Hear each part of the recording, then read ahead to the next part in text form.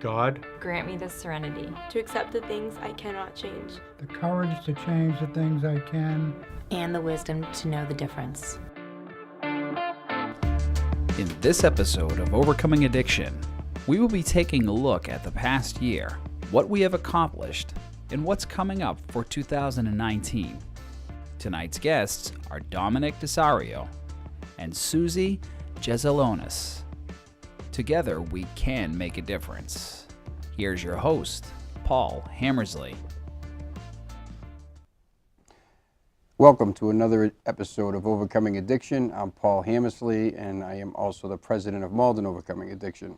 And tonight we are going to take a look at everything Malden Overcoming Addiction has accomplished in 2018, as well as what we have coming up in 2019.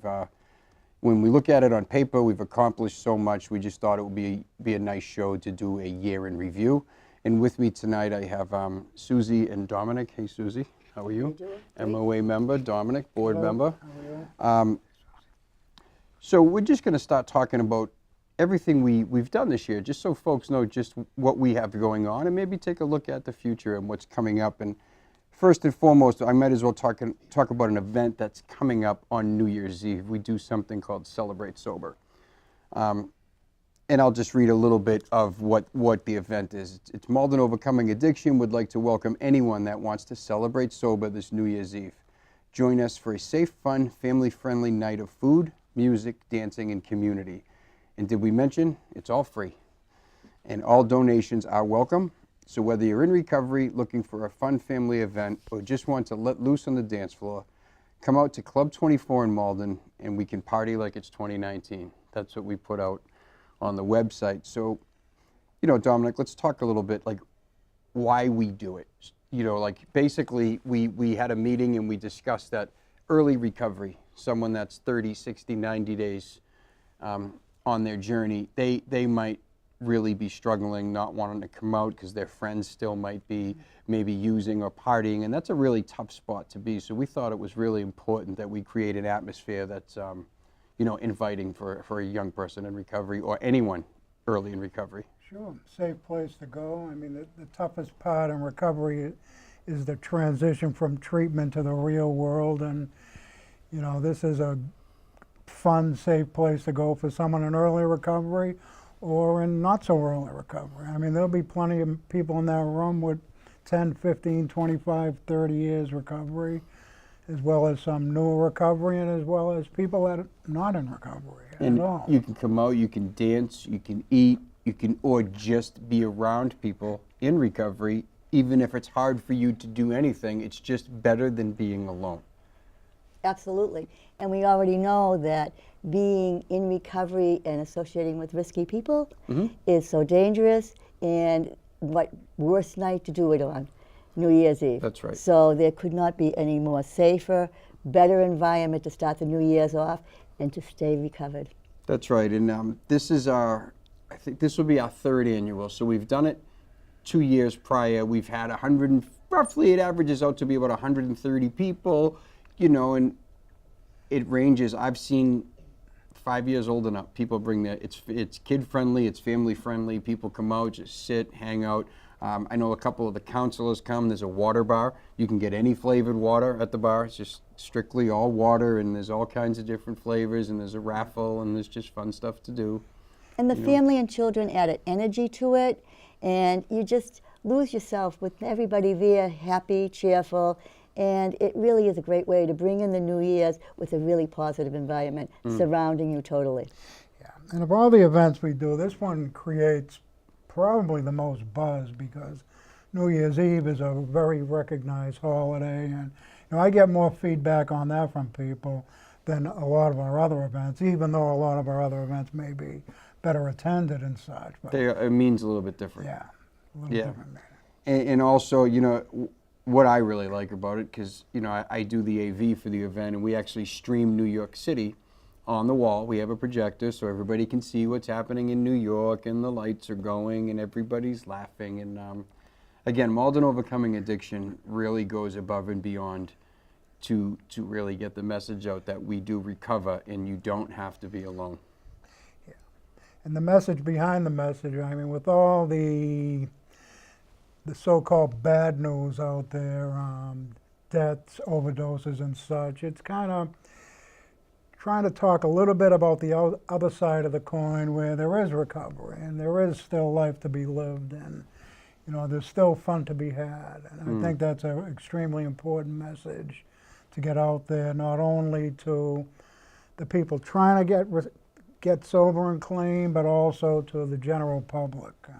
I agree. Yeah, it's MOA is doing great things. And no better way to celebrate you individually. That's right. And it's not just with the family, it's not just with the energy, but it's celebrating you, that you've made it to this point of acceptance to come here and just really enjoy yourself and know that it can be done. And I think one of the best parts for me is waking up New Year's Day feeling absolutely fine. Oh, there you go.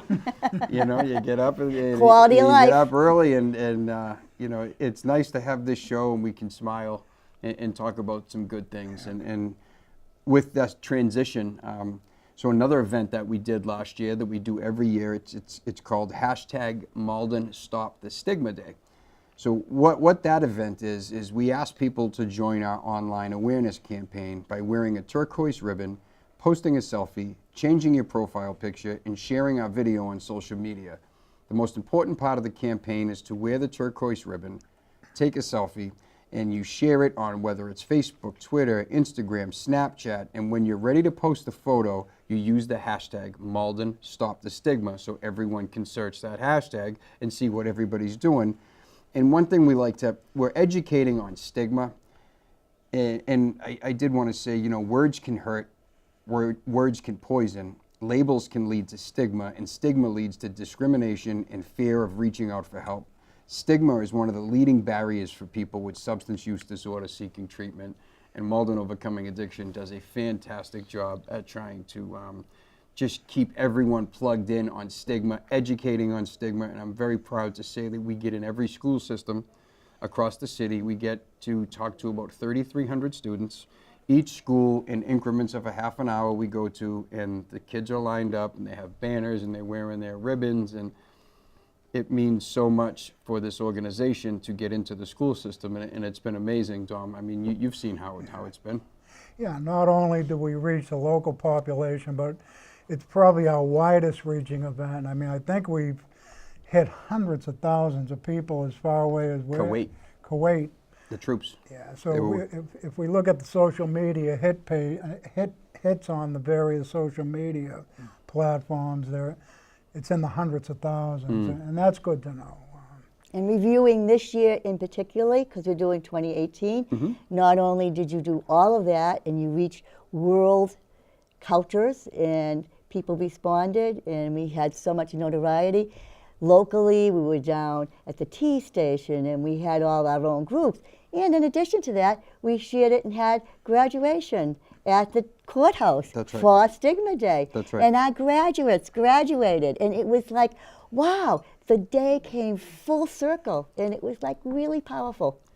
It is a very powerful day, and it warms my heart, again, mostly with the kids, to be able to educate the kids, because let's talk about stigma for a little bit.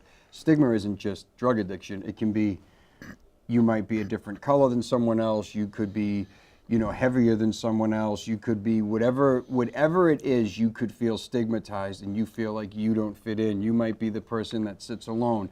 You might be, whatever that may be, whatever that looks like for the individual, it's always nice to let people know they're not alone. Take a moment, sit with someone, talk with someone.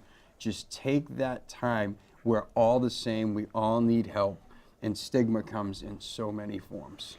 It's all about perception, and the perception needs education, and education changes everything. Yeah. Until we normalize addiction and make it as I can't even think of the right word, mainstream as other illnesses like diabetes and such, you know, we're going to be fighting a losing battle. That is our number one goal, is to normalize the disease of addiction. And stopping the stigma is, in essence, what we're trying to do there. Yeah, and that's just another great example of the reach that MOA has and the work that we do. to be able to get into the local school system with the police, the fire, the counselors, the school committee. Everyone wears a ribbon. It's across the city, and it goes beyond. But you know, Malden's been very lucky in our community because we have the backing of the whole city and the whole community. Everybody's on board. Not only on that, we have our higher ups, the mayor, the senator. That's right. And all of these people come to Malden on our Stop the Stigma Day.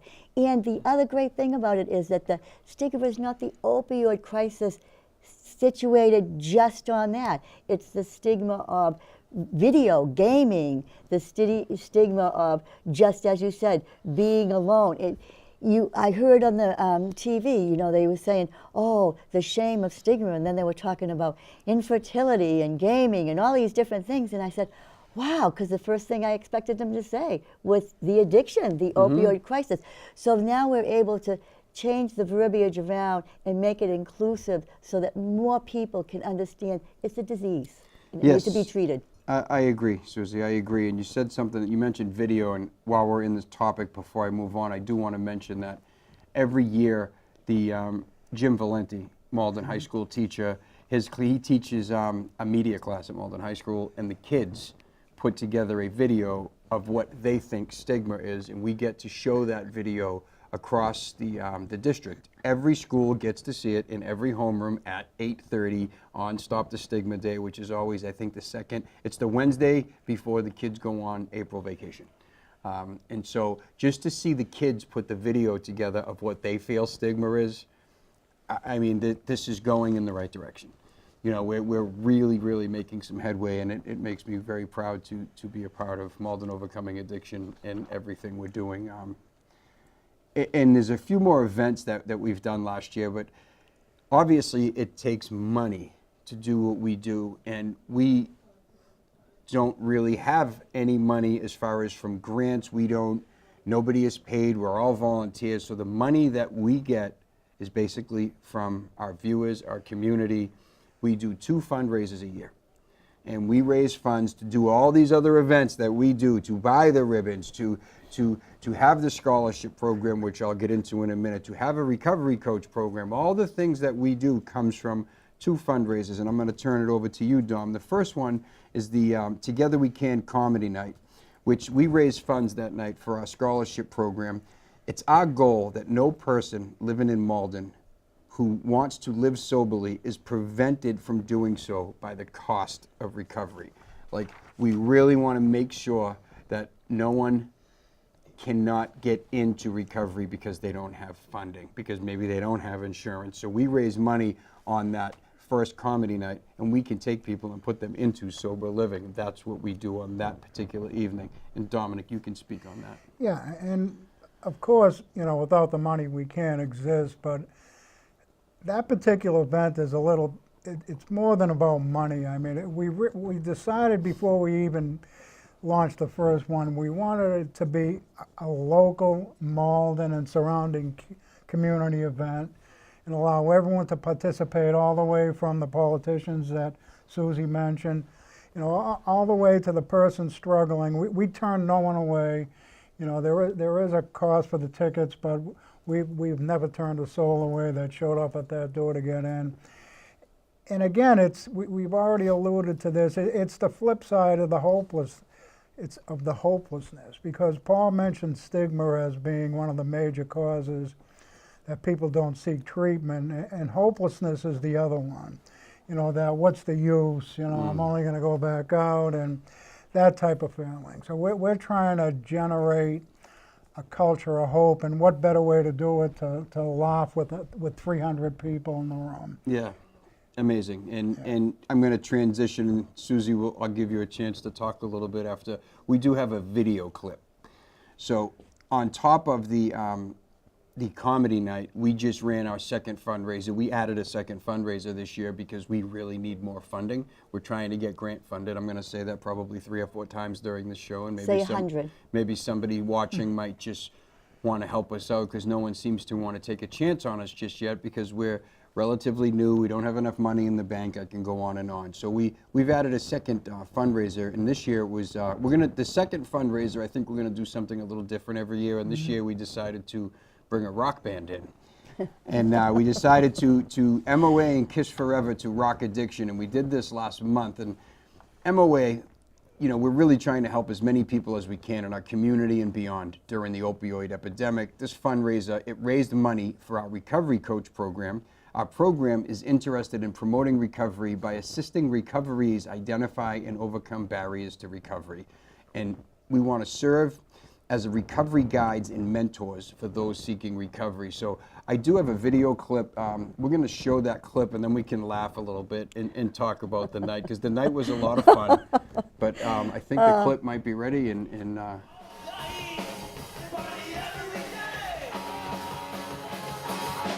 Why is Malden overcoming addiction so important to you?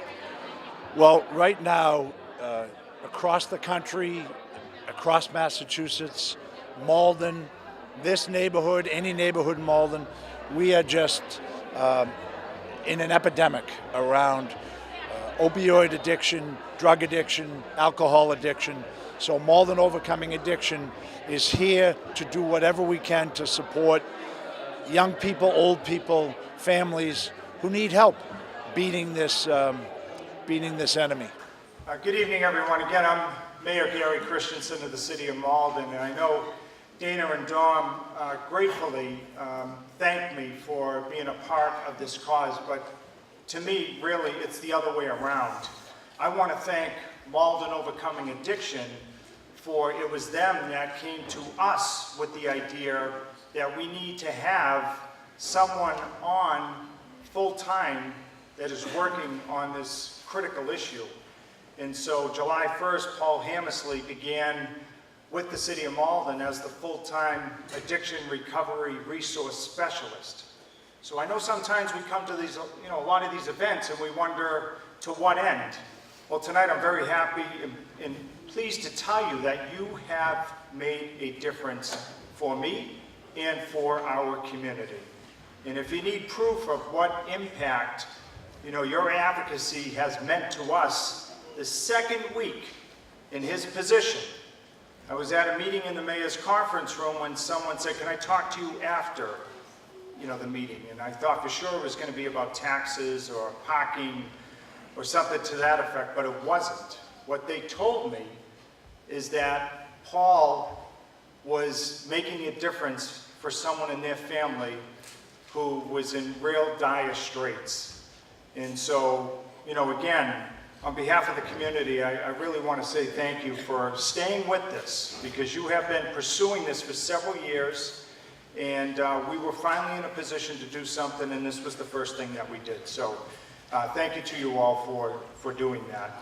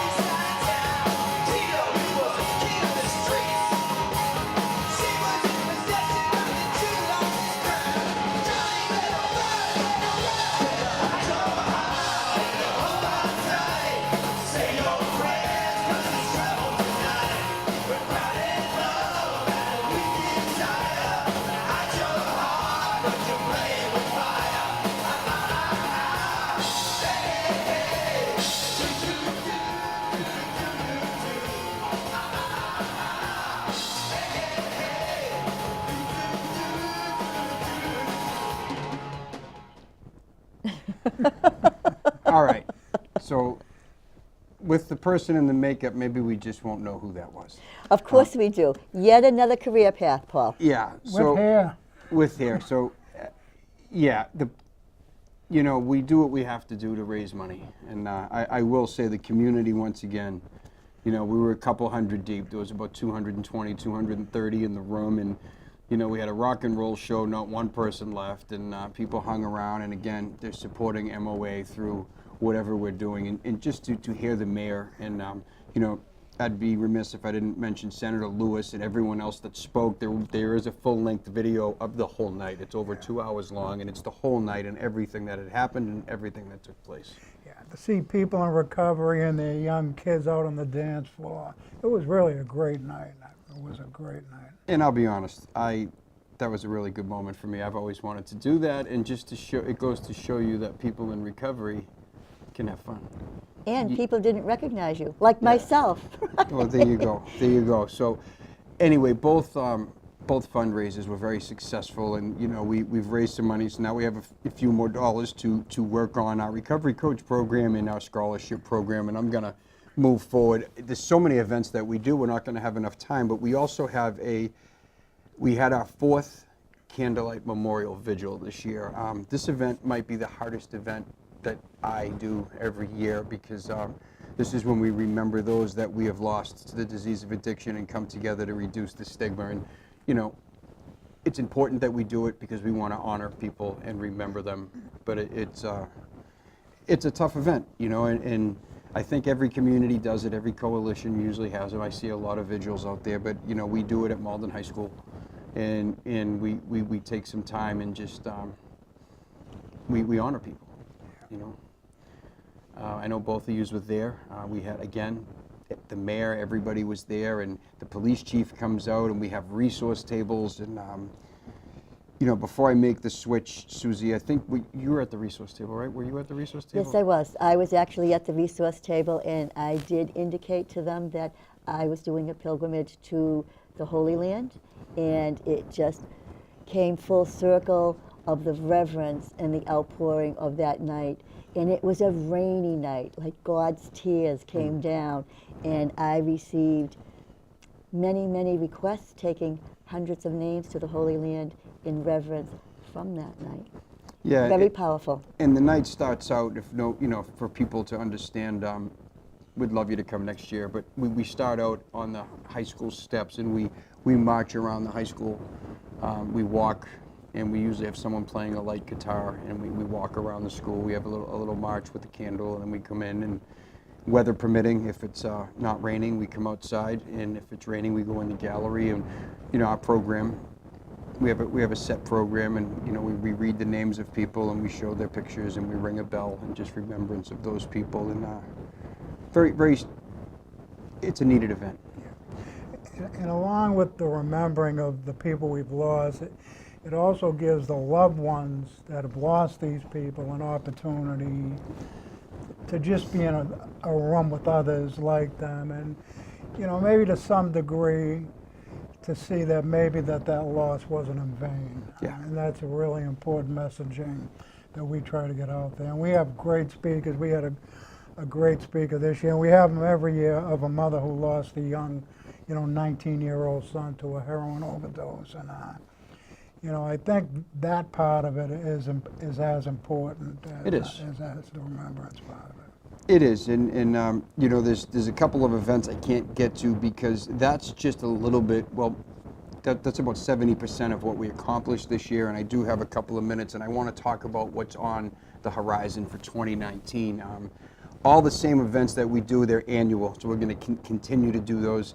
I'm going to work with Suzie on trying to get something into the senior center, which we can talk about later. I just want to mention that, and for the three of us, I want to take 2 minutes and talk about our big initiative. It looks like it's coming to fruition before this show next year, and that's the Bridge Recovery Center.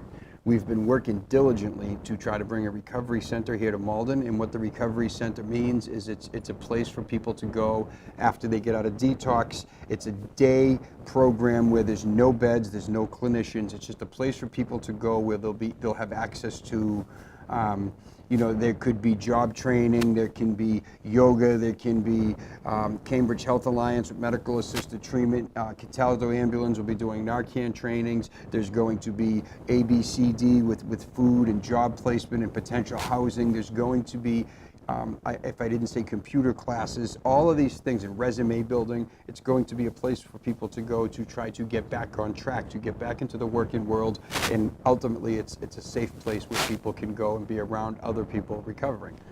I already embraced it as here, because in my mind I'm already working there. So Yes. I truly believe that we are ready for it, and we have struggled to get it here.